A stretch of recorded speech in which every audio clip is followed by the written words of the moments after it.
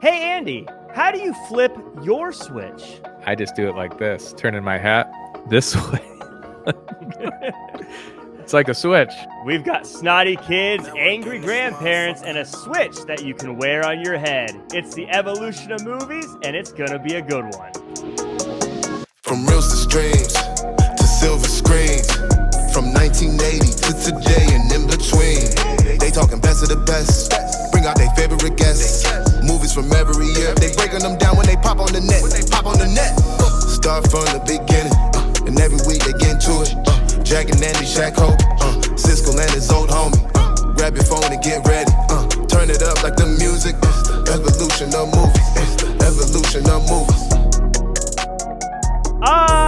Yes, ladies and gentlemen, my name is Jack Farmer. His name is Andy Rossi, and this is the Evolution of Movies show. Andy, I have a feeling this is going to be a crazy one. I agree with you. This movie, I always write notes on movies, and this movie takes the cake of the least amount of notes I've ever written. Yeah, I felt like I did not need to have my hand holding a pencil and a notebook ready watching this one. Very few bullet points were needed. But for people who are new to this show, by the way, who haven't seen the evolution of movies and are like, what are you guys talking about? This is the Evolution of Movies show. And what it is we watch a movie and then we chat about it book club style, but we call it the evolution of movies because we always pick a movie that came out 1 year after the last movie we watched. So we went all the way back 40 years to 1983. Then we went to 1984, 1985, and now we're all the way up to 1987, a huge cap that time period. But 1987 was a great year. We had hits like Full Metal Jacket, The Untouchables, and of course, Can't Buy Me Love. But we aren't talking about any of those. We're talking about Over the Top, a movie IMDb describes as tough trucker Lincoln Hawk is determined to win back his son and triumph at the World Arm Wrestling Championships. Yeah. Andy, that's it. That's pretty much the movie. We could probably wrap it up, but I want to get the opinions of someone who I know is going to delight all of our viewers, all of our listeners, a favorite from last season. Ladies and gentlemen, it is none other than Aaron Ross. Aaron, how are you doing, buddy? I'm flexing. I was flexing during that whole intro. Wow. Water. I cramped up. Just trying to go over the top, guys. I know you've been working on your arm wrestling competitions lately, and I can see that in your build, in your physique, in your beard. That's right. I've been flexing my beard for the last 2 months. Getting ready for this exact podcast. Beard flex. Well, there's a lot of that sound in Over the Top. I just had a little aneurysm there. Just a little aneurysm. A lot of veins poking out in this one. But Aaron, speaking of getting ready for shows like this one, you had to get ready and actually just had the Roskers. How did that go? Which you guys were on a year ago. That we had just had the Roskers.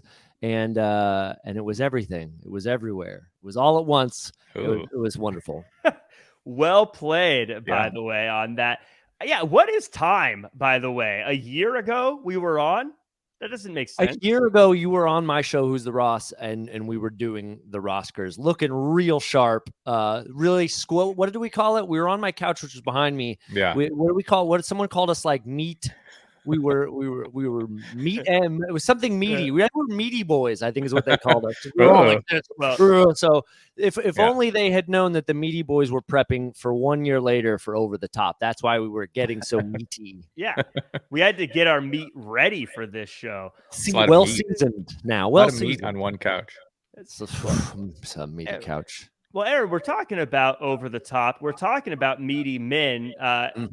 I need to know, had you seen this movie before, and what were your thoughts going into it this time around? I got to tell you, Jack, there's something about the film oeuvre of 1987 that you guys are always illuminating me.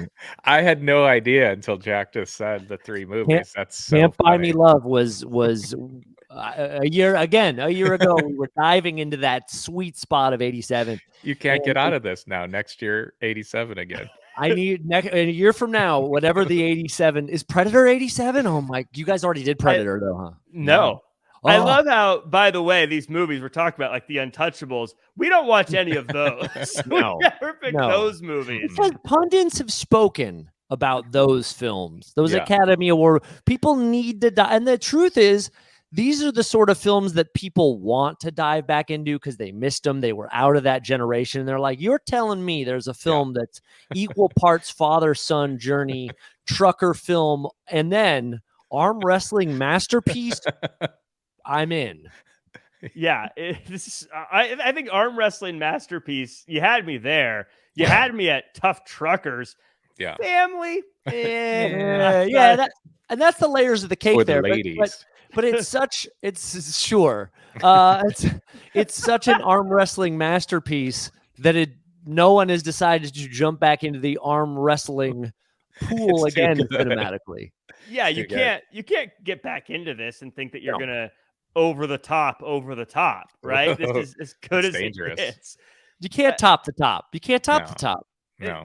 I saw this movie a million years ago, and I didn't remember I remember that he arm wrestled, but that was kind of it. I knew he was a trucker. I remember I flip a switch. That was all I really remembered of this movie going into it. So Yeah. watching it again, I was like, oh, there's a family story involved in this. That's There's the a kid majority of it. Majority of it. And you think, because I hadn't seen the film, I know that you asked it, you think, oh, it's just going to be right out the gate. The first shot is right, Right. bangy arm, with the hands clasp, slam. No, it takes, you get one preview of arm wrestling. One preview, right? I mean, Right. in like The Hustler, what are other films that feature sort of like a niche trait? Like there's throughout The Hustler, Color of Money, pool. This one was Yep. like, here's a taste of arm wrestling. An hour later, then we get back to this. Right. And yet, I do have to say, there is a at least on Stallone's behalf, and I know we'll jump more into this, but in Stallone's behalf, he did try to actually create a real film, an actual film with family drama. He did everything he could. That's all I'm going to say. Yeah. Only Yeah. nice things. But and you alluded, I think, to maybe the other half that perhaps wasn't. Maybe it's just the script. I don't want it. That he's Maybe a child. it's this What a- David Mendenhall. So, Andy, let's get into the first game of the show. This is the Rotten Tomatoes game. And Aaron, and for anyone who's new to the show, the way this works, Andy's going to tell us what he thought about the movie, but also he's going to try to guess the Rotten Tomatoes score. And then, Aaron, it's your job to try to guess whether or not the actual score is higher or lower. No pressure, Aaron, but so far the guests are winning. They've got more wins. So, you got a massive weight on your shoulders right now. So, Andy, not quite the Puxatawny Phil of No, prognosticating Rotten Tomato scores. I've only got it right on the dot once. I was close earlier this year, though. I was So, close. very So 2 cool points story, Andy. Cool story, bro. Six, Okay, so story. I picked over the top. I'll take this one, Jack. I'll take the loss. So I remembered a lot of arm wrestling in this movie. I didn't remember any of this storyline. So this came out when I was like 5 or 6 years old. So I had to have just watched the arm wrestling. There's no way. Like, it seemed like a new movie for me. I even had to text my buddies, like, do you guys remember this kid? Like, I don't even remember he existed. Going into it, I had it pretty high in my head because I'm like, the arm wrestling scenes are great. Like, I just remember like the But upon this recent review, I'm gonna be honest, guys, this is a stinker.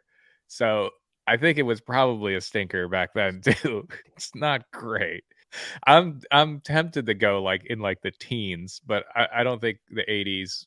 It has some 80s on it, so I think it wasn't that bad for its time. So I'm gonna go. I'm gonna go low though. I'm gonna go 35. 35. 35 is one of the lowest we've ever gotten. To put that in perspective, Aaron, Teen Wolf was 42. Oh shoot, was it? Okay. Look, Andy, I'm gonna save you because I get it. In the 80s, they were pretty generous with films of this nature, right, Jack? Yeah. They weren't really tearing to shreds. By the 2000s, you couldn't get away with this at all. No. Yeah. In my head, I thought 18, but I'm just going to go the under, right? You said teens. There's no way. There is no way that this film is above a 35. Okay, good. I thought you were thinking I went too low. Andy has 35. Aaron's taking the under. Just for funsies, you want to say 18%? Is that what you? Yeah, sure. I mean, it doesn't really matter because the actual number is 32%. Oh, wow. Andy, that was really That good. was pretty close again. That was really close. I mean, you were closer. But you went. You but took then the under. You knew it. You knew it was that 80s where they're like, well, they tried. Yeah. Yeah. It was like if that would have came out, like you said, 2007, this would have been an 8. Yeah. I don't For know if this would have been This film- released. Yeah, that's true. They'd This be is like, a "We can't Redbox release this." film. This is all day Redbox film. I do Right. want to say the interesting thing is we're all clearly on the page of like, yikes, how did this get made? What a stinker. I do want to say, here was the thing that surprised me. I'd never seen it. And yes, we get some arm wrestling, not enough. Stallone, Never who enough. co-wrote the film, did try. And I genuinely think that there is a as this was in the life we live now in 2023, this is a very everything everywhere all at once metaverse space. There's an alternate universe where this film is like Rocky, and it's in the film, it's in there. And I just want to say it's Stallone's acting. I know you're going to be like, his acting's really good. He does everything he can. He's muted. He's honest. You believe him as this dad and this arm wrestler. And we have fun with the arm wrestling with Right. but Yeah. all the other pieces are hot garbage. No, Yeah. other than the other arm wrestlers who are wonderful. Everything we want. Jack, you work in wrestling. Yes. These guys are perfect. Bull Hurley is one of my favorite names ever. Well, which is crazy because Lincoln Hawk is also a very Oh, cool name. Yeah. The cool And I think there John Grizzly is a cool name. yeah. John That Grizzly's guy- my favorite. Yeah. He eats a cigar. but between the three of it, that is 3 of the coolest names Yeah. in movie history. Take Yeah. that, Lance Henriksen Bishop. Wait. What- One thing I wanted to mention before I forget, the kid's name, I don't know if you guys caught this. His name's Mike, right? Yeah, And what's Lincoln's last name? Hawk. Hawk. So is his name Mike Hawk? Oh, whoa. my goodness. That just blew me away. I know. I was like, somebody's messing with us. How did that not register at any I was- point? It The funny took thing me- is I was thinking about the old name Mike Hunt, yeah. right? Hunt. And I was like, it's so right there. It's so right. It was right there. Yeah. It Yeah. was right there, just dangling in your face. Oh, Yeah. Mike Cock was dangling in my face. That's a great way to end it. So let's get into actually talk about this movie. Before we do, make sure to like, comment, share, subscribe, share it with your friends. Just copy the link and put it in social media. Yeah. Your friends are going to love it, and they're going to be like, oh my God, thank you so much for sharing this fun bit of entertainment with us. And so be the hero of your friend group, share the show. Let's talk about Over the Top. I can't say his name without hearing it different now. Mike Hawk. So Hawk works for a truck. Hawk works for a truck as a truck driver as a military school graduation occurs. Hawk heads to the school to drive his rich son home. His son objects, but he's riding home in the truck instead of in a posh limo, even after he tries to run away. Aaron, this is a very quick intro to everybody, but tell us about this world that we're about to inhabit and the characters that live in it. Yeah, there's a posh military school kid, which seems like an oxymoron, Right. and somewhat of a posh truck driver. Because let's remember, amidst the times that his son is kidnapped, or the first time that he does arm wrestling, he's consistently leaving a child that he's told he's not a good father of in like a different room or outside. I have to. Oh, I had to make a phone call. That's that. You never get kidnapped. At this point, as we see in an opening montage, and it's great because it's an opening song that's like, and the truck's gonna drive across the country later on in the film, right? You're not gonna realize that my cock sounds like my cock, you know. So Every time I see Hawk now, I want to say Hawk. Mike Hawk. Hey, look, we can't Mike Hawk.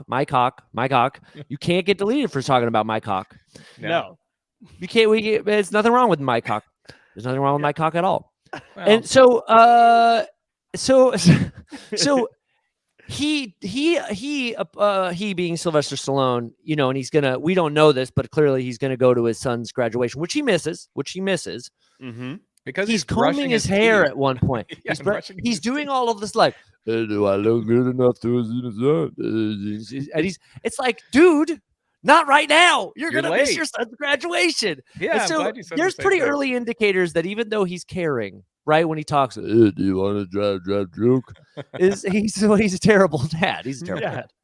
He kind of is, by the way, throughout this, and I'm gonna get into this more because sometimes, as Andy knows, I side with the wrong team, but I think I am not a big fan of one Lincoln Hawk in this movie. Well, you and I are going to disagree. Andy, that little boy. Andy, though, I got to ask you, like, this has got to be the worst way to bond with a kid that doesn't even know you exist, to say, hey, you know that really comfortable limo you were about to take home?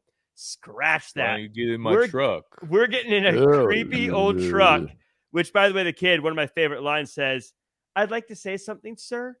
This truck is disgusting. And it's a pretty clean truck. So come on. There could have been wrappers and stuff everywhere. I thought it was so funny that he was able to claim the little boy by bringing in a picture.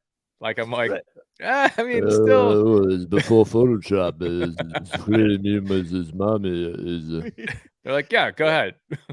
Andy, what would be your reaction, though? A stranger shows up and takes you away from your nice military school. You get in this creepy old truck, and there's pictures of you all over it. Yeah, this is like a horror movie. Could you imagine? You didn't even know you had like a dad, and then this guy picks you up in a truck, and yeah, photos of you. The kid learned nothing from school. Like, he should have been out of there in a second. Right? Yeah, he got military training, but he's like, okay, stranger. Yeah, with all the photos of me. When you see a film and there's a lot of photos of you in the house or the car, it is a run. Clarice, run! Yeah. Well, he tries to, and he gets chased down and dragged back into the truck. So uncomfortably. And no one stops him. The kid runs across traffic. Yeah. Which is its own insane moment. And then Stallone like, no, down here, my son. And he rips his sleeve off his military uniform. Yeah, that was amazing. It's so uncomfortable. He's holding him. No, this is how you parent, right? This is how you father. This is how you father. And that's when you know he's going to be strong, because he rips that. I mean, that's a lot of cloth he rips.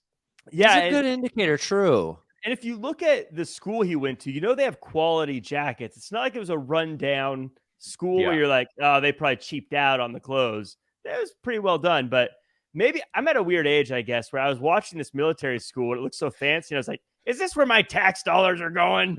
For this school? No, you're right on point, my friend. It's a nice place. I was like, go to a regular school. What is gold here?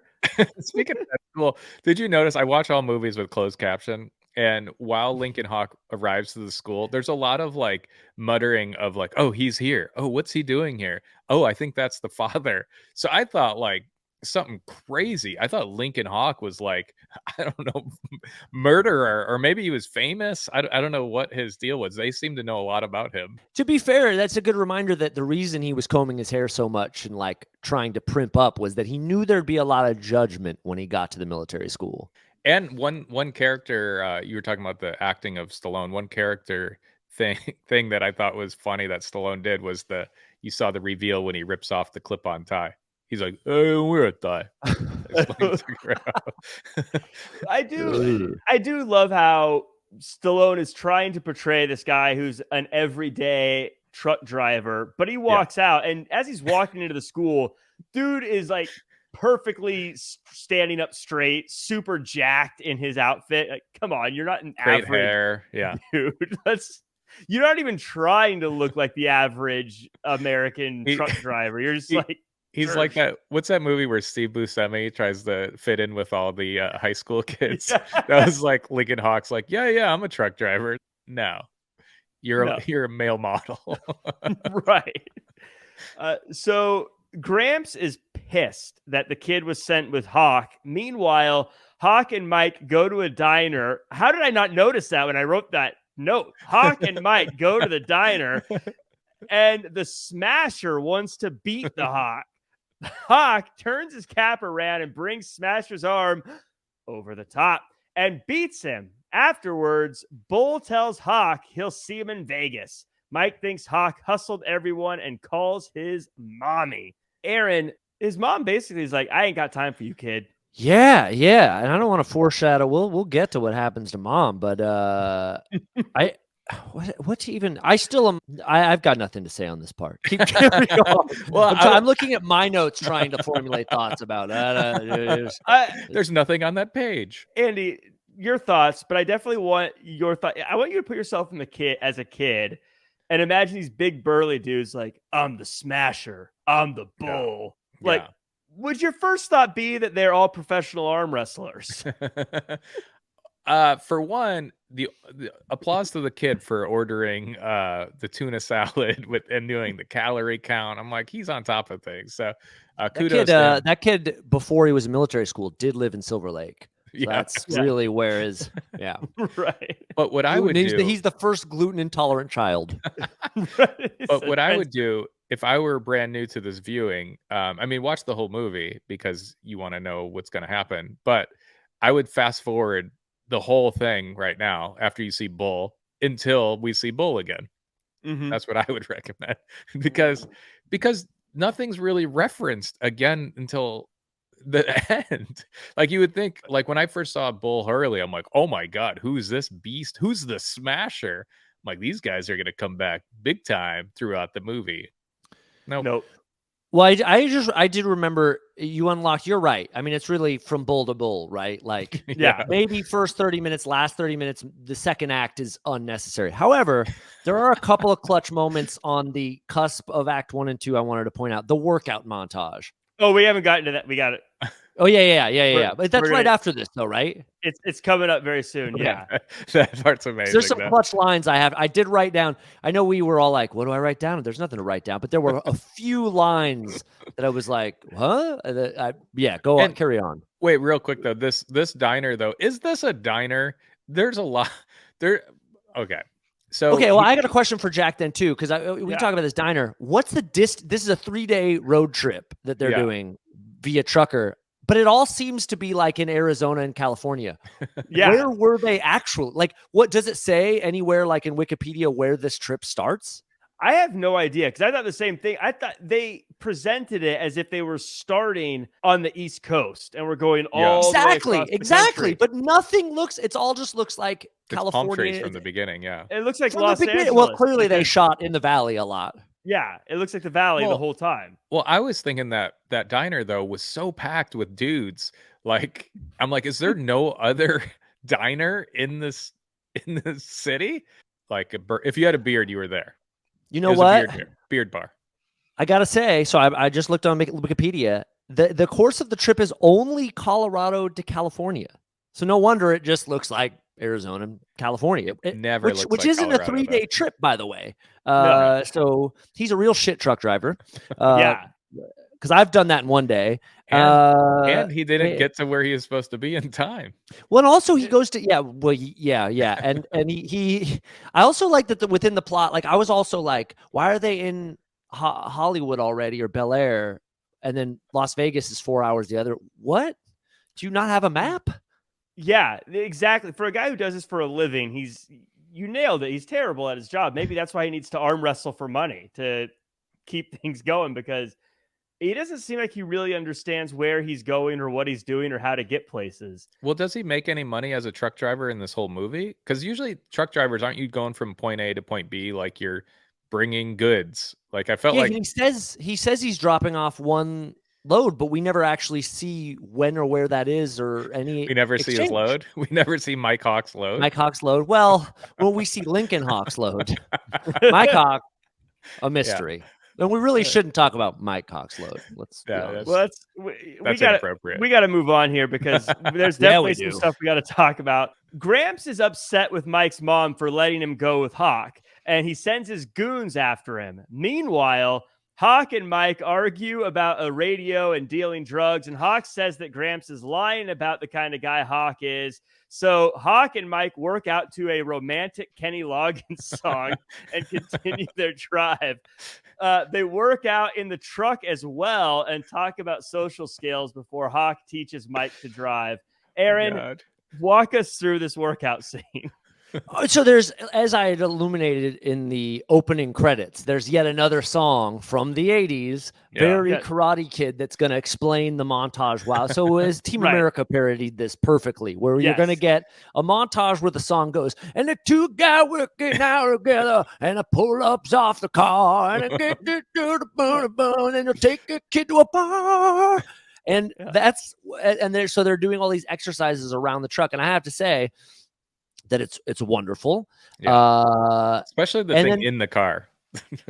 I don't know what it's. To. The device, the I have to make my forearm strong device that he's often using. Yeah, I just kept wondering what it was attached to. Was there like a whole pulley system in his truck? Whole pulley system, whole thing in there.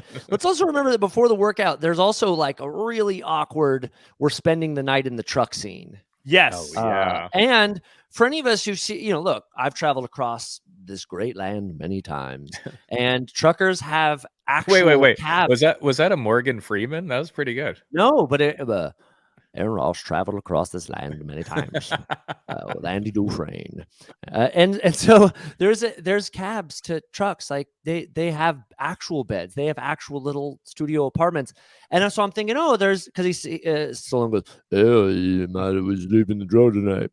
And he's like, I fucking guess. and then they just sleep like a couple of jagoffs, like sitting. He goes, that was weird, And then it says the line, if you want to use my arm as a pillow, you can do that. And then the kid's like, no, I'm just gonna lean on the door. and then when they wake up, Stallone's using the kid's arm as a pillow, which I have to think that massive Stallone head is like crushing that poor boy's. This is really wild stuff. Why do I feel like Stallone's head weighs more than the average head too?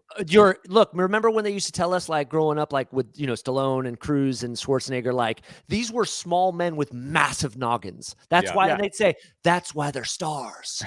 Huge head. So I'm not surprised there's not more like old Irishmen that are huge stars, because they get the noggin gets real big. I feel like there's never been a point in my life, and my dad's great. I've known him my whole life, been a part of my life, my whole life. He appreciates that, and he's been involved in my life. There's never been a moment in my life that I would have felt comfortable having him say, you can go ahead and use my shoulder as a pillow, son. Yeah, after the age of 3, that gets weird.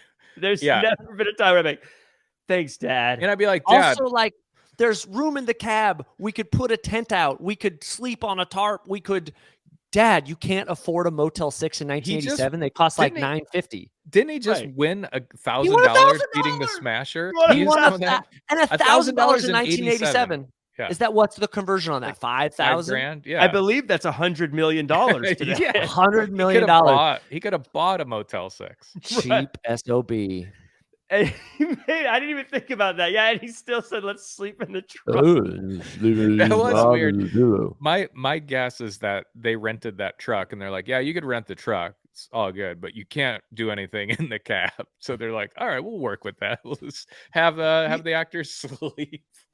Speaking of having the money to do things, the budget of that film, I looked this up when I was hitting Wikipedia in relation to where the trip was taking us. The budget anyone want to guess the budget of that film? I'm guessing a lot of it went to Stallone. Kroll was like $6 million. So I'm trying to think about like 15, 20 mil. I think it was a lot more. I think it was 40. Okay, Andy's really on point today. It was $25 million, which is like 100-ish now. So it's a hefty. Yeah, good. Again, I'll use the Everything Everywhere All at Once reference. In 2020, when they made that film that just won Best Picture, it cost $14 million. So we got to wonder where this. So now my other question is how much gross. Yeah, what do you think it made? Oh God, what did Over the Top make? Yeah, what's the box office? Did it go over the top of the budget? Well, I think it more than paid for itself. I was going to say Stallone. People probably watched it for Stallone, but I would think it wouldn't have made a lot. It maybe broke even. They didn't realize it was a bad movie until they paid for the ticket. That's a good point. I think they I think they got You everyone's think money. big opening weekend because Yeah. you know it's Stallone. But then it probably died after that. Budget 25, box office 16. So that's a big old failure. Oh wow, yeah. Oh, that's Now that maybe is. the VH. Yeah. I'm actually surprised Stallone survived that because this is still very early in his career, I think. Well, there's a bunch of doozies in that time period too. Like he had a rough go in the late 80s, early 90s with films. They were not popping off. Yeah. You know, the Rockies were really starting to tank and by 4 and 5 and Cobra. Don't you dare besmirch you dare. Cobra. But then like Cliffhanger came out and like Demolition Man, and I felt like then he started killing it. But that's that sort of 87 and 92 wasn't popping off, and then he got those successes again. So he survived, and he was right. He was co-writer of this too. That was sort of his jam. So like he's putting a lot of himself into these pictures, and not so good, Al. Well, as we continue on, Gramps wants to do whatever it takes to find Mike, but Mike's arm wrestling local toughs. Mike cries like a baby after he loses. Yeah, he does. Hawk convinces him to do it again, and with his top flip back, he beats the young tough twice. Then Hawk talks to his dying baby mama while Mike is kidnapped in a hilarious way. What a stretch. They get in the car chase, and he car fights the bad guys and gets Mike back. After everything we've seen between Lincoln, Hawk, and Mike, tell me Grandpa's wrong about wanting to get Mike back into proper custody. Robert Loggia plays the grandpa to perfection. Yeah. I mean, I agree with that guy. It's like he has custody, right? And then the mom's dying. It's like, yeah, you should go with the guy that you've been living with your entire life, not this weirdo truck driver arm wrestler guy. So yeah, I think he was in the right the whole time. Who's picking arm wrestling fights with local kids? Yeah, right. Those kids were not actors. No. Tell everyone who the dad we would recognize the grandpa from. Well, we just saw him in Scarface, like 3 shows ago. Yeah. I think isn't he the toy company owner in Big, right? Yeah. So I remembered him as a nice guy, but you've seen Scarface, so he's what an actor. I think he's in. You guys see that movie called Necessary Roughness? It was like a football movie with Scott Bakula. Sinbad. Yeah, Sinbad's in there. In it? Yeah, there's a part though that guy says like the coach had last words. It was win or I'll die. So they got to win the game. But I think that's Robert Loggia. Speaking of words, I wrote down a couple quotes. If I may, Jag and Andy. Please dive in. Because as much as I want the audience to know if they haven't seen this film that who the grandpa is, just so they can get a mental image. Stallone sets up a arm wrestling match between his 12-year-old son and local boys, we'll call them. And he says the line, excuse me, any of you boys ever arm wrestle? Now, if a man comes up to you while you're playing Miss Pac-Man in another diner and says, hey, excuse me, any of you boys ever arm wrestle? You gotta run. That's not so it's like that's so creepy. Yeah, that's so creepy. Super creepy. I don't think it was ever not creepy either, by the way. The whole scene was creepy. And then the kid, they have the one kid that's like a knockoff of the mulleted kid from Terminator 2. That's what I thought. Yes! Yeah. I thought it was him. Yes, I thought that. And they should have got the Terminator 2 kid. Yeah. I think that kid was like 4 by the time this film came out, maybe 5. Oh. He was because that, But that kid's amazing. He was also in, I think, Salute Your Shorts. And he's in all the Nickelodeon stuff. Yeah. That kid's awesome. Shout out to maybe Ginger Legends. That's the reason why this kid didn't go any further than Over the Top. This kid had to business in the front so that kid could party in the back. Yeah. He did his thing. He was a pioneer. Mullet pioneer. Also, I got to say his friends were great, though. The 2 other buddies. They're like, get him.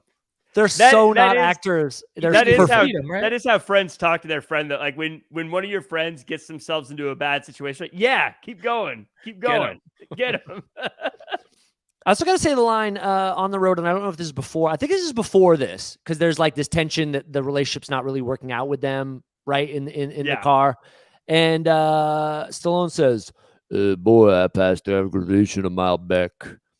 I passed aggravation a mile back is a great line. And that's right before he started teaching this kid to drive. And it's, again, maybe I'm showing my age here, but they're like passing other cars. And every time a car you'd see drive by, I'd think to myself, that person narrowly avoided death because a 12-year-old was driving a large semi-truck on a freeway. Stallone doesn't even put his hands on the wheel to give him a little. He's like, listen, if you end up crashing this thing, that's just life, man. That's trucker life right there. The world's not going to meet you halfway. You're going to yeah.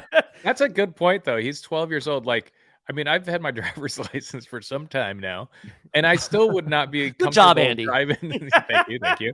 I wouldn't be comfortable driving a big rig. Right. Again, Grandpa was right. What is this kid doing with this? This is true. This guy who, by the way, and this is where I need to start raging. I need to get upset.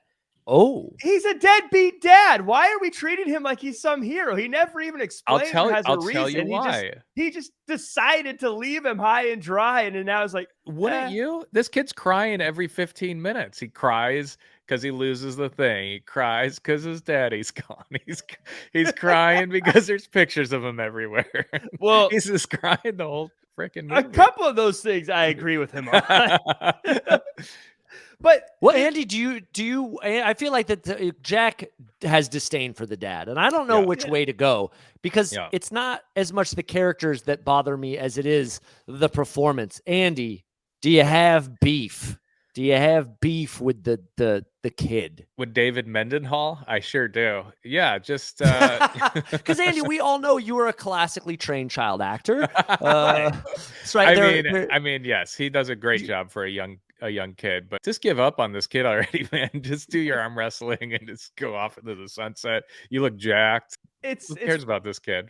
You're right, because there are some kids that they're annoying or they're difficult, but that's the character, but they're charming about it, and so you still like them. But yeah, this kid the whole time I was like, oh yeah. But it is the epitome of that casting where they're like, this is the next Hollywood it kid. But like you said, there is a way to play, he's posh and annoying and set whatever they are with a humanity, and it's not there. And I know we're not supposed to rag on a kid's acting, and that, look, we'll blame the screenwriting, but I want to ask this: would you, if you eliminate the kid from the film, right, and you rewrite a little bit of meat in the middle, and you can lose 10 to 15 minutes on this film for sure, do you get a better film? Do you even need that relationship? I don't think so. I just want to see arm wrestling. Right. Truck driving and arm wrestling. I think this should have been an arm wrestling version of Bloodsport. Like, this guy goes to a place and he's doing underground arm wrestling. Yeah. And with a little roadhouse. Right. And yeah. And then there are these fights in between that don't have to be arm wrestling, but show how tough and strong he is. And maybe somehow, they're like, he and another guy end up on the ground after a punching match, but then he beats the guy somehow by slamming his arm down. You're like, yeah. That's how he fights. He puts his hand on him and starts arm. We see him install the pulley system in his truck. We're like, what's he doing? He always fights like this. He just walks towards them like this. That'd be great if his left arm's really skinny though and not strong at all. There's no defense for the arm wrestling punch. It's almost like an 8-bit video game move. Like it's just an unorthodox fight that just because the nature of 8-bit technology is the door knocker. And then, that's right. It opens door. Door just falls he down. knocks on the door. Open this, clonk. Boom. We told you to use your other hand, Hawk. Oh, I'm sorry. The door's not going to meet me halfway. That's right. Get to a point where Gramps is, I don't know his name. I just call him Gramps the whole movie. Fine. Did they say his name at any point? I don't think so. Probably. Well, in any case, Gramps is told he's got no chance of gaining custody of Mike. So Hawk and Mike continue to bond as they go to the hospital to see the mom. She's dead. So Mike gets in a stranger's car and drives home. Hawk wears his all black denim suit to the funeral. Then he drives through the gate of the house before being arrested, and rightfully so. And then Mike cries. So let's go back to the beginning of this. Aaron, I feel like you would definitely want to comment on this. Tell me about them finding out that the baby mom is dead. Look, I think Act 2 is superfluous. The mom dies. Okay. I really actually do have nothing to say about it. I feel like as quickly as we can get through Act 2, because Act 1 is so insane, and we know we love Act 3. So I abstain. She's dead. I was that's just thinking basically what the doctor said. He's like, he told him, like, oh yeah, you haven't heard yet. It's like someone saying, like, yeah, we landed on the moon. Like, didn't you know that? Like, she died in heart surgery. Nobody gave him a heads up, though. I thought was crazy. But I guess, does Lincoln Hawk own a phone? Probably not. No, there's no. They really couldn't have waited on the heart. Also, dying in heart surgery could be malpractice. So, like, he could have been more mad, like, how dare you die? But it was just, it's shoehorned, is what it is. It's shoehorned so that we can. And he took his. I would have been a lot madder if I was Mike Hawk, because if they would have just gotten there quicker. I mean, if they would have just gotten there quicker, at least he could have said his goodbyes or something. But yeah, Mike Hawk always gets there quicker. But I agree with you. It was funny, yeah, because the kid said that. He's like, if we didn't take your car, I would have seen her. I was thinking, again, kid's right. Yeah, Lincoln Hawk, terrible father. Yeah, the mom's dying, and he's not like, maybe we should hurry. Instead, he's like, why don't we work out to Kenny Loggins? Well, you put your head on my shoulder. Yeah, good point. I mean, presumably she and the mom does talk to Lincoln during the road trip. Presumably there is a conversation that says, heart surgery's Wednesday. Right. So we can get there by Wednesday and not do a few montages. Because I would like to see you before my heart surgery Wednesday. You get the Wednesday part. Don't arrive Thursday. Yeah, hold on. I heard you. It's Friday. Yeah, that's right. No, I get it. It's people have face blindness. He has day of the week blindness. Yeah. I don't know the difference between Wednesday and Friday. And this isn't some run-of-the-mill heart surgery, if there is such a thing. Like, she's clearly like, you need to see your dad before this, because this is very serious. There's clearly a seriousness. It's not like, oh yeah, this is going to be fine. In and out. But he's like, whatever, we'll do some working out. We'll go challenge some kids to some arm wrestling contests. What is he doing? Gramps, you're right. And by the way, and Andy, I want you to defend your guy. Defend Lincoln Hawk. Yeah, against the kid. What if he killed the kid driving through what looks like Scarface's mansion, plowing through the front door to get to that's incredibly dangerous. He should go to jail. He's a menace. He's kidnapping. He's running his truck through people's houses. Gramps is just trying to get this kid to a good school with a stable life. And we've got Lincoln Hawk over here trying to say, why don't you go on the road? Who needs school anymore? You're 12, get a job. Yeah, I mean, what's not to understand? He's trying to get the kid stronger, so he doesn't keep crying and peeing his pants. And when the kid's like, "Hey, you abandoned us. Why did you leave?" He's like, "Whoops." But then there's not even a reason. It's not like, well, I left because I was trying to make more money driving the truck because you had some bills and it was a big thing, and it's just like, whoops. Yeah, right. We never really fully get the story as to why he was an absentee father, which is so easy to write in, which is just your mother was dying. You don't need to make it 10 years or whatever the amount of time was either. It could be 2 years, 3 years of your mom's sick and I had to go make money. Boom, that's it. Or make a stronger reason the grandpa was bad. But the whole thing they say, the whole thing they say is, that. So it's. Also, remember we talked about knocking on doors? Like you have the strongest knock in the world, but you decide to take an entire semi through a door. Could have used that knocking ability. Yeah, use the knocking ability. I do love the guard though, and the line he used, like, he's not coming back. He's a loser. Oh, let's talk about that guy. That guy was unbelievable. You're looking at this guy, he's going to mess you up. Like you could tell, you could see it in somebody's eyes. They're about to do something crazy. And that guy just does not back down. Do you not see who's in front of you with this massive truck and these massive biceps? Right. Who could knock through anything. But again, I think that Gramps was right. But we go to prison now, and Mike says he feels like he's at home when he's with Gramps. So they have a heart-to-heart, and Mike says that he's sticking with Grandpa. Hawk agrees to leave the kid again and heads to Vegas. He sells his truck while another love song plays. Mike sneaks out and heads to Vegas also, while Hawk bets it all on himself. We get another theme song, and Hawk loses his first match. So this is kind of the first part of the arm wrestling we want to get into. But Andy, I'm going to start with Mike sneaking out and driving to Vegas. If you were 12 and you don't have a map, you don't have a Waze, you don't have any of that, would you be able to find your way around the way this kid did on the street? Because I feel like I would struggle now as an adult. Here's the deal, Jack. When I was 16 years old, I couldn't figure out how to get from my house to our mall, which was like a mile and a half away. I couldn't figure out which streets to take.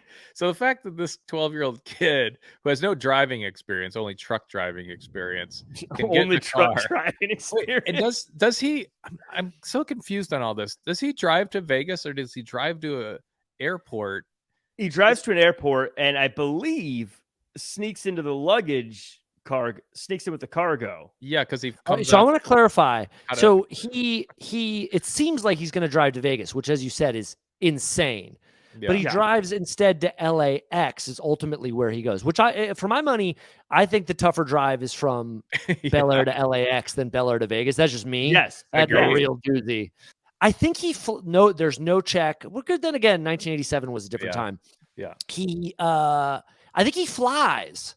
They see him getting off the plane was my interpretation. In the baggage. And then he somehow then gets into the baggage to then get dropped into the airport where he like slides down the ramp into the little spinny thing where our bags are. I think that's the breakdown. Yeah. Thank you. What a dummy. The luggage spinny thing is I made the kid of the luggage spinny thing. But even as a 12-year-old, even if you drop me off at the airport, I couldn't figure out how to find which plane is going where I need to go and how to get there. And then getting from the airport to great school, the correct, like he remembered the hotel where this was happening, the casino where this was happening. I couldn't do all this stuff without I couldn't do it today without the act of a phone, without just going like place to place. I can't navigate LAX now. And there was nothing that we saw from him that made us believe that could happen. Like he was the kid that was waiting for his limousine, after school. So I don't think this was a very independent child that was like doing things on his own. I will say he cried a lot, which I also do when I have to go to LAX. So there is a little bit of that. Okay. He did cry a lot. But before we get into the end portion of this movie, Aaron, I want you to chat with me about this fantastic grunting montage of the opening rounds of the arm wrestling competition. Yeah, that's what we paid money for. That's why we're here, right? Like that's why we paid admission to see this film is lots of grunting, and it pays off. You've talked about if this movie was made today, and I wish in a way it was, because they have so many deleted scenes and outtakes and things that they save now that I don't think they did back then. I would watch 2 hours of the outtakes of them doing the arm wrestling and going, okay, action. I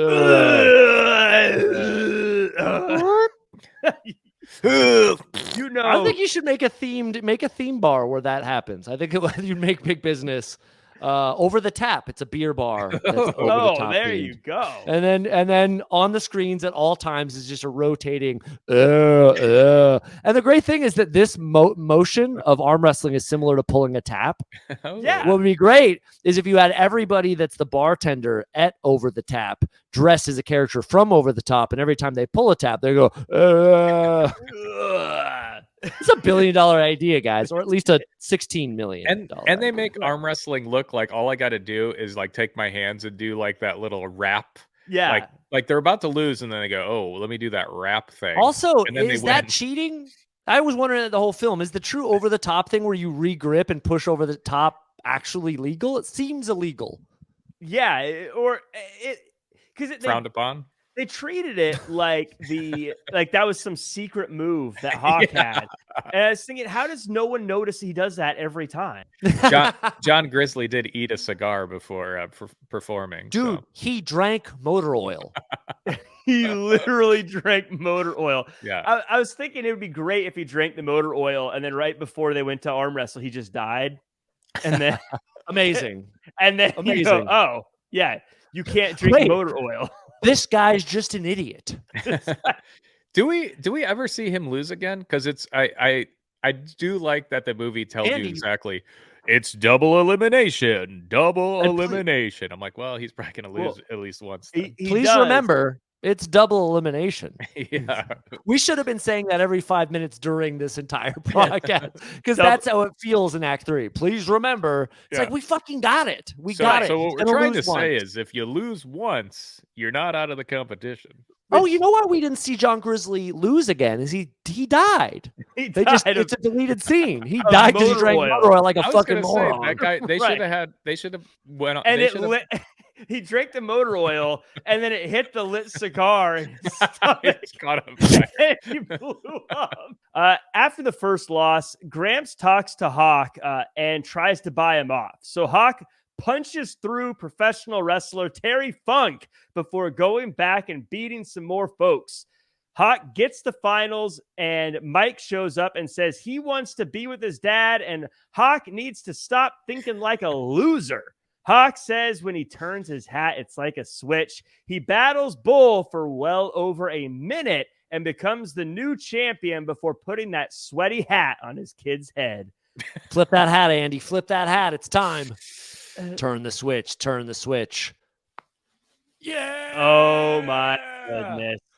Unstoppable. Aaron, talk to us about these promos they were doing that somehow, for some reason, started getting put in here. That felt very out of place. I actually thought I thought they were like the best part of the film. Yeah. I thought there was some of the best acting was the 2-camera descriptions from the wrestlers of their styles and with their ambitions. They're like really muted. Like for these guys that are drinking motor oil and like just taking a dump next to the wrestling platform, you know, they're like, oh, take a dump right here because I'm freaking crazy. Anyways, I've always wanted to win. It's been very important since I was a kid. I think that actually my desire to find a approval in winning comes from my relationship with my mother. Anyways, back to taking a dump on the floor and breaking arms. So somebody does get his arm broken. Yeah, that's Grizzly. Not him actually, but it's a Grizzly move. So I enjoy those, Jack. I really like the camera stuff because it's so funny because Smasher's a complete psycho. Every time he wrestles, his eyes are popping out of his head. But when he discusses like why he wins and what his ambition, they're like so calm and collected. It's wonderful.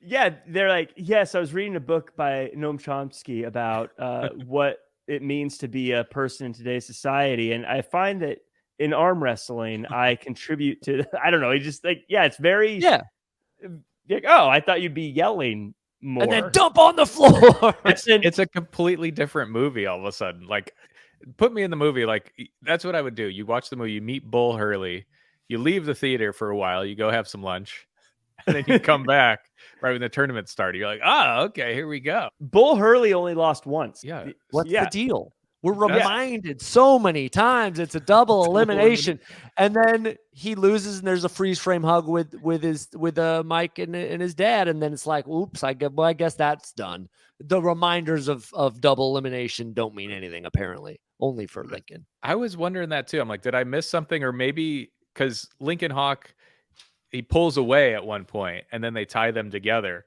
So then I was like, okay, so when they're tied together, does that mean now it's single elimination? I thought maybe I missed that. When it got to BDSM levels, then it's single elimination. There's a lot. Clearly, put the leather strap on him. Clearly, you haven't read the handbook to arm wrestling, or come on, the arm book, as they call it. The arm book. Also, the tournament MC that's frequently reminding us it's double elimination. Did any of you feel like, and for all of us who are MCs at live events, that this was sort of our cinematic dad? He looked like a broke ass Michael Buffer. It's like Jimmy Buffer. I was actually, it's so funny you said that. Part of me, like, I was actually analyzing. I was like, his voice is really good. I feel like there could be a little bit more excitement, but he's definitely conveying the energy. This is good. I think they ADR'd every line he had, by the way, too. Like none of it is live. It's all done later. So it might not even be his voice. That's true too. But I was watching this thing, and they need to make a reality show about arm wrestlers. I would watch that. Like, absolutely. 100%. 8 guys living in a house together, probably smells horrible, but they arm wrestle each other. Yeah, arm wrestling. And the house is called the Pits or something like that. Can I ask? I wrote this down. I have a wish list, and I'm curious on your guys' end. There were great characters, Grizzly and Smasher, and all these guys are really insane that are arm wrestling against Stallone. I wrote a wish list of 3 people, and I'm curious who you'd like to see. Like, I don't know if there's a sequel, alternate universe, or this reality show Jack's going to pitch to NBC Universal, Discovery Channel, HBO Plus, minus divided by 2. I'm Macho Man. My God. If they did a sequel and put Macho Man, he should have been in this, right? They're all channeling Macho Man. I felt one of them literally was channeling Macho Man. Yeah. There's definitely a guy pretending to be Jimmy Snuka if you're an old school wrestling fan that popped in. Superfly. But there was one of the guys that definitely looked like he was trying to invoke the Macho Man. I agree. And there was also, I think, a channeling very much from Grizzly.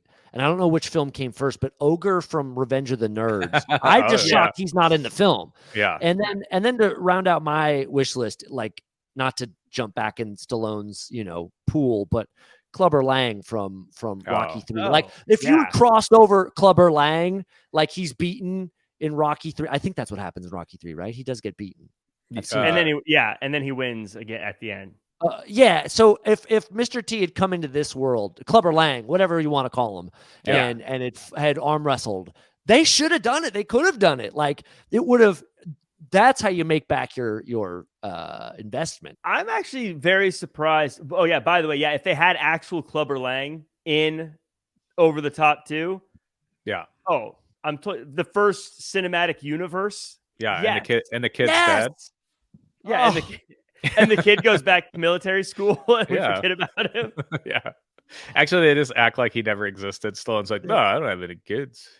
Children, I don't know. I left one outside. They get kidnapped. I've had 5 kids. They all been kidnapped. That's right. I always leave them outside. They're fine. The children. If you can't take care of yourself outside, you're not good. I abandon kids all the time. I don't meet them halfway. Yeah. That's right. They come back inside to me, stupid fucking kids. As we wrap up this gem of a movie, it's funny because, and of course, Aaron, you always get the last thought, but on me, I think that this is it was a bad movie, is in every way you would chalk it up as a bad movie, but it was such an easy watch and it's such a fun watch. Like, I didn't feel like I was watching a bad movie because I don't know. It's just very easy. Maybe because nothing really happened, so I don't feel like I'm having to remember stuff, but it was so easy. It felt kind of refreshing to watch a movie this simple. Well, I think 32% is fair. I'm just saying it's very easy. Yeah, agreed. Well, I think that's because 80s movies, even when done poorly, were paltry. They were short. Mm-hmm. And nowadays, a bad film will be long, even if it's on Netflix. You're like, God dang, I can fast forward this and I'm still bored. So when a film's 90 minutes, like Over the Top, and it could have been 80, right? And we would have been even more happy. It still kind of works because you're like, I didn't have to, invest that hard. My attention span was totally okay dealing with this. So, I think that that's a saving grace of the film. I still stand by there's an alternate universe where this film is great, and it is by eliminating the kid storyline, bringing in Mr. T, and that's it. That's it. That's all you have to do. And obviously more arm wrestling. And then this film is freaking awesome. Yeah, like we all day, like lean into the tropes that are stupid about these type of films, like a Team America Illuminates, and it's like, then this film will crush. I want to say as my last thought before I acquiesce to Andy, sequels. I think we're all on board. Quick vote. Yeah. Yeah, I'm in. Because I think One. that the nice. I think the template to making the creation of this sequel being great is so possible, and you could bring back Stallone, but only for the first 5 minutes where a guy rips his arm off. It'd be awesome. You know, 'cause he's Right. old, right? So just literally his arm pops off, and then he's just this guru that has one arm, which is what sort of a Happy Gilmore sort of Yes. thing. Yeah, yeah. Oh, And that'd be great. totally works. But Smasher says a line in relation to second place or Smasher. doing something again. And I think that the title of the sequel, are you ready for it? It's said by Yeah. Smasher. He says, and this would be the sequel to Over the Top, is Second Sucks. And I would be so in on Over the Top 2. Second Sucks would be freaking awesome. Yeah. There. That would be so good. Yes. And I'm on board with it. I am definitely ready for Over the Top 2. Andy, are you ready?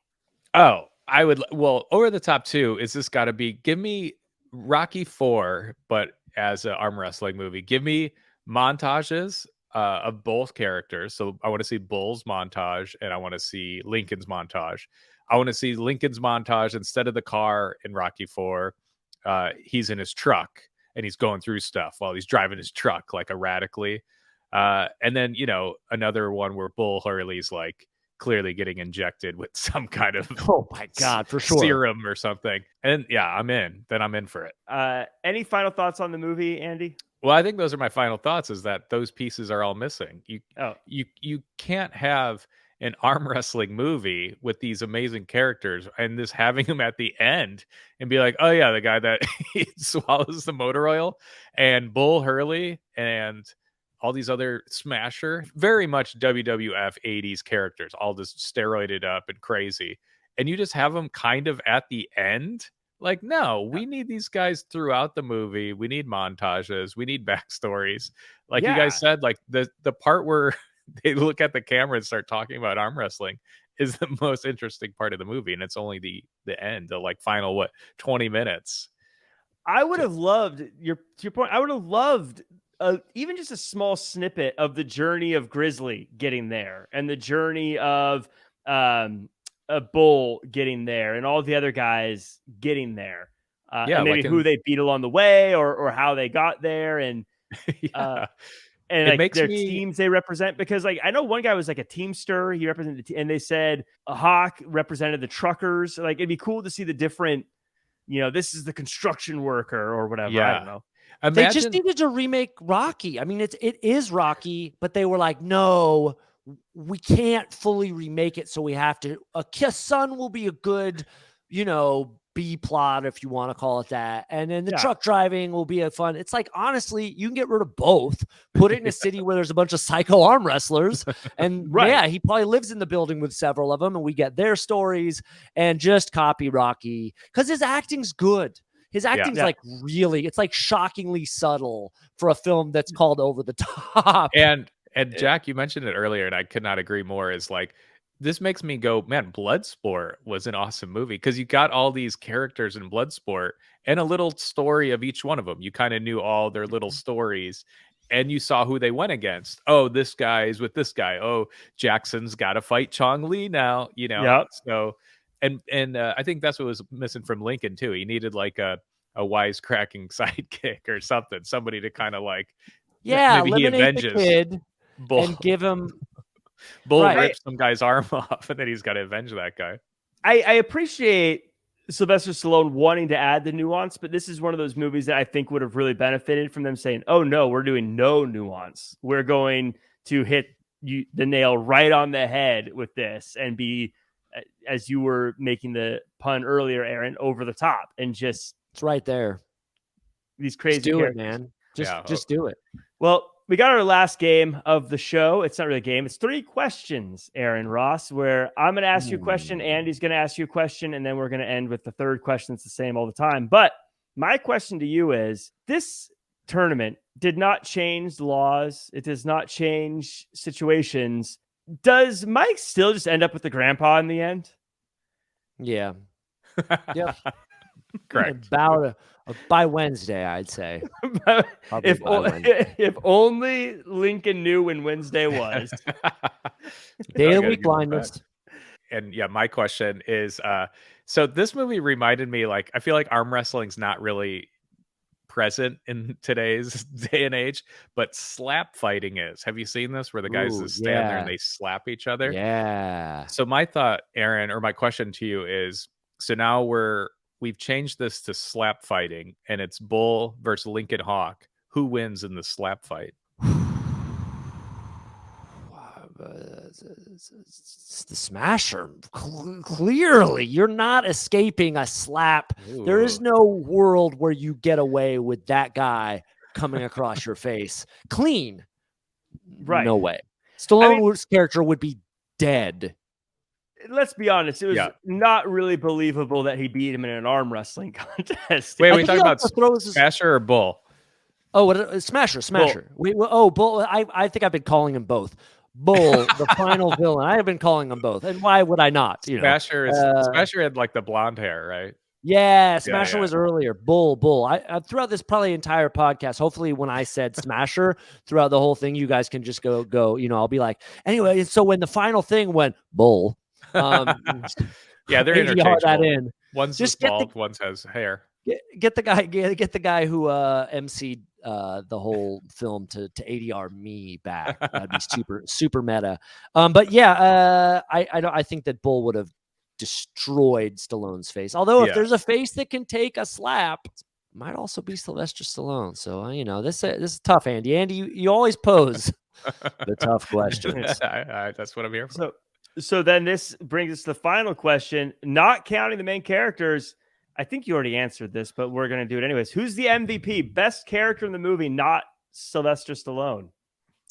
Cigar eating, motor oil drinking, John Grizzly. I think that's unanimous. Yeah. Hands. You know what? Down. You know what? Forget in this remake. Forget everything. I just want the life and times of John Grizzly. Yeah. What did he do? Because I think he's military. He's got his FUBAR fatigues. It's like, what? But his hair's all over the place. Oh, he's so great. And he's not just comedic relief. He's clearly good at his craft, Would too. it be great to find out he's like 23? Oh, of course he was. Of course he was. He's that's right. He's fresh out of college.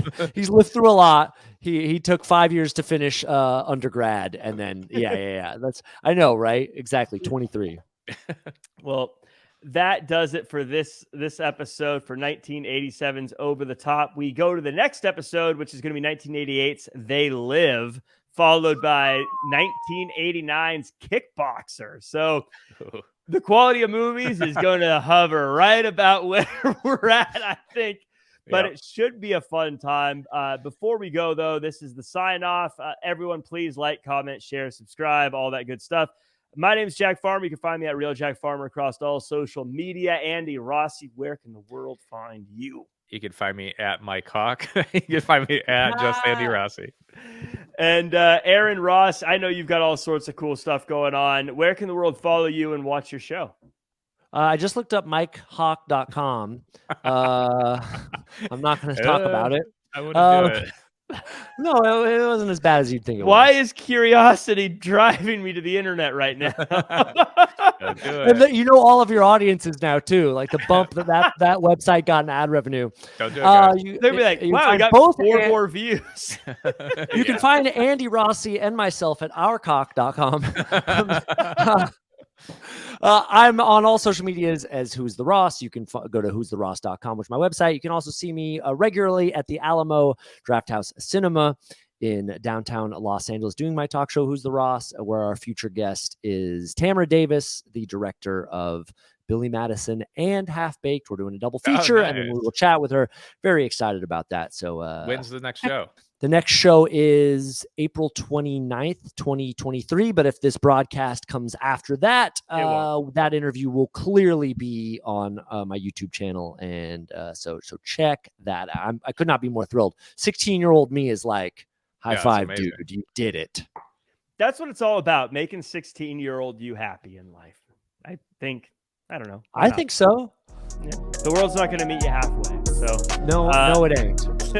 Well, that does it for us, and we'll have to have you back on again sometime. Thanks, and for everyone listening, we will see all of you next year.